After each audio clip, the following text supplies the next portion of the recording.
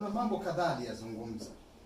Mojawapo alisema vijana wanafikiri tu kwamba wakimaliza chuo basi wametoboa, watapata mitonyo, watapata kazi kule. Pesa ni ngumu brother. Unatakiwa uanze kujitengeneza, kuangalia unajenga vipi uwezo wako. Kuna swala linaitwa kujitolea, volunteer. Hilo lazima ulielewe. Muhimu sana.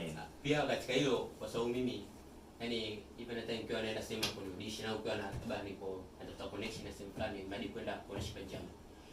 Say first priority yangu pesa, mshahara. Na nataka nionyeshe nilicho nacho. So leo nikionyesha nilicho nacho, wapo watu wengi ambao watakisikia au kukiona.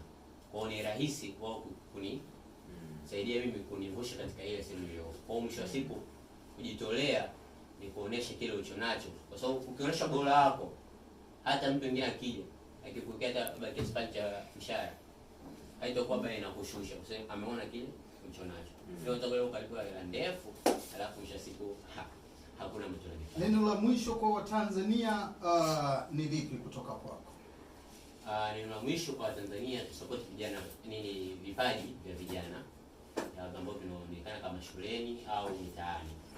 Ila cha mwisho zaidi, waendelee kusikiliza Times FM, Nguzo Jamii 101.5 Dar es Salaam na Pwani. Vipindi vyote vya kwanza asubuhi mpaka jioni. Wamechukua hiyo. Asante sana.